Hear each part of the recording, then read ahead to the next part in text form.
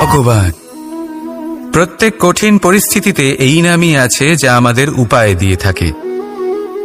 ব্যক্তি যান, ভগবানের পুজো করেন, আরাধনা করেন, ব্রত পালন করেন, মন্দিরে যান, পুজো পাঠ করেন, ভগবানকে জাগিয়ে তোলেন, আর তারপর শুরু হয় সমস্ত প্রশ্ন। হে ভগবান, আমার সাথে এরকম কেন হচ্ছে? কেন আমারই জীবনে এত দুঃখ আছে? আমি কিভাবে এর সম্মুখীন হব? আমাকে কেন এত কষ্ট ভোগ করতে হচ্ছে? হে ভগবান, আমি কি করব? আমাকে সাহায্য করুন, কোনো রাস্তা দেখান।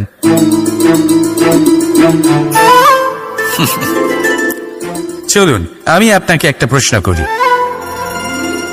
মন্দিরে যাওয়ার চেষ্টা করার আগে আপনি কি জীবনে ততটা চেষ্টা করেছেন যতটা সেই সমস্যাকে দূর করার জন্য দরকার ছিল? দ্বিতীয় প্রশ্ন, ভগবানকে জাগানোর পূর্বে আপনি কি নিজেকে জাগিয়ে তুলেছেন? আপনি কি আলস্য ত্যাগ করেছেন? তৃতীয় প্রশ্ন, ভগবানকে জিজ্ঞাসা করার আগে আপনি কি নিজেকে জিজ্ঞাসা করেছেন যে আমি কেন এত অসফল হচ্ছি? যদি না করে থাকেন তাহলে সবার আগে এটা করুন। আপনি সমস্ত প্রশ্নের উত্তর পাবেন, সমস্ত বিপদের পরিত্রাণ পাবেন। অন্য কোথাও নয়, নিজের ভেতরে তাকিয়ে দেখুন। চেষ্টা করুন নিজেকে জাগিয়ে তোলার। আপনি সফল অবশ্যই হবেন, কারণ এই পরমাত্মা, ওই পরমেশ্বর, ওই পরব্রহ্ম আপনার মধ্যেই তো আছে। রাধা রাধা। সংসারে এমন একটা ভ্রান্ত ধারণা রয়েছে যে সবকিছু ভাগ্যের দ্বারা পাওয়া যায়, কিন্তু ভাগ্য, প্রারব্ধ এ তো সকলের জন্যই সমান হয়। এটা তো ব্যক্তির ওপরে নির্ভরশীল হয়, তার আকাঙ্ক্ষার উপরে নির্ভরশীল হয়, বাসনার উপরে নির্ভরশীল হয়, স্বভাবের উপরে নির্ভরশীল হয় যে উনি সেটা নিয়ে কি করেন। দেখুন, এই প্রসাদ কিন্তু সকলকেই দেওয়া হয়, কিন্তু তা গ্রহণ করবেন কিভাবে সেটা ব্যক্তির উপরে নির্ভর করে। আপনাকে এক উদাহরণ দিই। যেমন ধরুন, দুজন মানুষকে আমি একটা করে মাটির ডেলা দিলাম, সেটা নিয়ে তারা কি করবেন?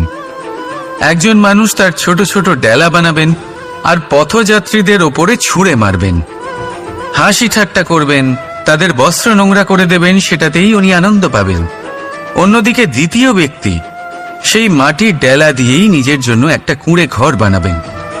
সেই কুঁড়ে ঘর যা রোদেতে, বৃষ্টিতে, ঝড়ে তাকে সুরক্ষিত রাখবে। অনুভূতি, এই অনুভূতি বদলাতে শিখুন। এই অনুভূতি অত্যন্ত গুরুত্বপূর্ণ। ভালোবাসাতেও এই অনুভূতি হলো অত্যন্ত গুরুত্বপূর্ণ। ভালোবাসা সে বন্ধুর সাথে হোক, মা বাবার সাথে হোক, ভাই বোনের সাথে হোক, স্ত্রীর সাথে হোক, যে কারোর সাথে হোক,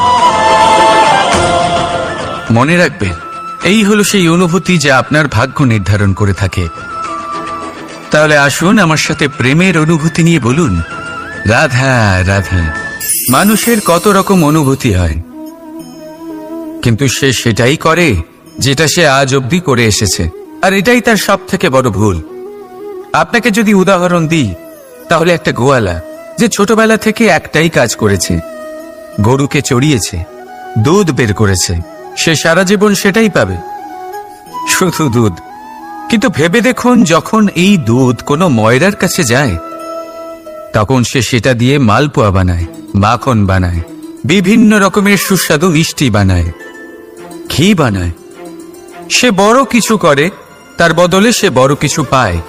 তাই মনে রাখবেন, যদি আপনি সেটা করেন যেটা আপনি সব সময় করে এসেছেন, তাহলে আপনি সেটাই পাবেন যা আপনি আজ পর্যন্ত পেয়ে এসেছেন। নতুন কিছু করার চেষ্টা করুন, আলাদা কিছু করার চেষ্টা করুন, নিজেকে বদলানোর চেষ্টা করুন, নিজেকে প্রস্তুত করুন, নতুন কিছু করুন।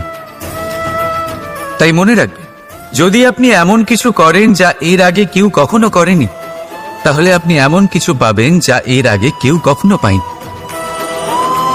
তাই নতুন উপায়, নতুন চেষ্টার দ্বারা নতুন কর্মের পালন করুন।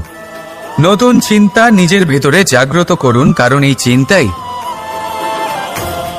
সত্য হয়ে আপনার জীবনে আসবে। রাধা রাধা। সমুদ্র মন্থন, আমরা সবাই জানি এ কিভাবে হয়েছিল। এই মন্থন থেকে কি কি পাওয়া গেছিল? অসংখ্য রত্ন পাওয়া গেছিল, বিষ পাওয়া গেছিল, অমৃত পাওয়া গেছিল। ঠিক সেইভাবেই আমাদের ভেতরেও একটা বিশাল সমুদ্র রয়েছে, যাকে আমরা নাম দিয়েছি মন। যদি এই মনের মন্থন করা হয়, তাহলে এই মন থেকে বিষও বেরোতে পারে আর অমৃতও বেরোতে পারে। তাই মনে রাখবেন, আপনার যে জিহ্বা রয়েছে তা বিষও নির্গত করতে পারে, আবার অমৃত। খারাপ কিছুও করতে পারে, যদিও আপনার মনস্কামনা খারাপ নাও হয়। তাই সবসময় যখন আপনার মুখ থেকে শব্দ উচ্চারণ করবেন, এই মনের মন্থন করে তা করুন। আর আমার সাথে ভালোবেসে বলুন, রাধা রাধা। আপনি কি কখনো শুনেছেন হরিণ সিংহের থেকে পালানোর বদলে তার সাথে লড়াই করেছে? আর এটা তখনই হয় যখন হরিণের শাবক বিপদে পড়ে। যখন তার সিংহের কবলে পড়ার ভয় থাকে, তখন হরিণীও এসে সিংহের সাথে লড়াই করতে থাকে। কারণ সে একজন মা, আর মা তার সন্তানের জন্য সবকিছু করতে পারে। এ হলো মায়ের স্নেহ, যেটা যত নরম হতে পারে ঠিক ততটাই কঠোরও হতে পারে। আর তার সন্তানের মঙ্গলের জন্য সে ক্রোধের সমস্ত সীমা পার করে তার সন্তানকে রক্ষা করেই ছাড়বে। আর সেই জন্যই তো মাকে সন্তানের জীবনে সবথেকে বড় ঢাল বলা হয়। এই মাকে আমার শত কোটি প্রণাম। রাধা রাধা। একে চিনতে পারলেন? একে কুঠার বলা হয়। আপনারা জীবনে কোথাও না কোথাও কোনো না কোনো রূপে এটা দেখেই থাকবেন। একটা ব্যাপার নিশ্চিত, এই কুঠার ছাড়া কোনো বৃক্ষকে কাটতে পারা সরল নয়। এবার আপনি কখনো এটা ভেবেছেন, এই কুঠার এর এই অংশ, এর মুখটাই যদি না থাকে তাহলে কি হবে? এ শুধুমাত্র কোনো বৃক্ষই নয়, তার কোনো ডালও কাটতে সক্ষম হবে না।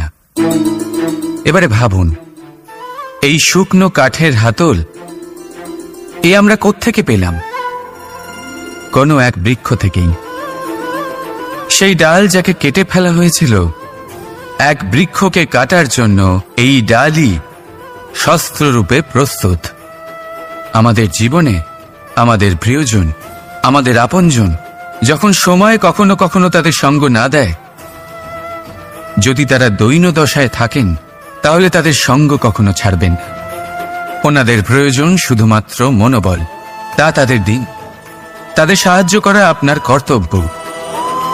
হয়তো তাদের সাথে থেকে আপনার কোনো লাভ হবে না, কিন্তু তাদের দূরে থাকাতে আপনার ক্ষতি অবশ্যই হতে পারে। সর্বদা সাহায্য করুন। সঠিক সময় আসলে তা আপনার সহায়ক অবশ্যই হবে। রাধা রাধা।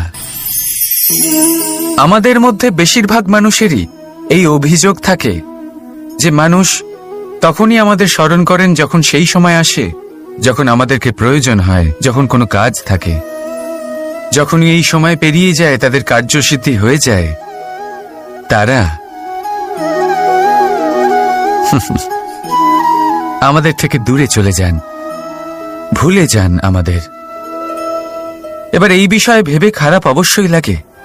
এই পরিস্থিতিকেই অন্য এক দৃষ্টিভঙ্গি দিয়ে দেখার চেষ্টা করুন। মনে রাখবেন, মানুষ প্রদীপের সন্ধান তখনই করেন যখন তার জীবনে অন্ধকার থাকে। আপনি প্রসন্ন হয়ে উঠুন, কারণ আপনার কাছে সেই সুযোগ আছে যে কারোর জীবনে প্রকাশের কিরণ আনতে পারছেন, কাউকে সঠিক পথ দেখাতে পারছেন, কারোর সহযোগিতা করতে পারছেন, এই পুণ্য অর্জন করতে পারছেন। কারোর থেকে কোনো আশা রাখার দরকার নেই। যার আপনাকে যতটা প্রয়োজন তাকে ততটাই সাহায্য করুন, ততটাই সবাইকে প্রেম বিতরণ করুন। আর এই প্রেমের ভাব নিয়েই আমার সাথে বলুন, রাধা রাধা।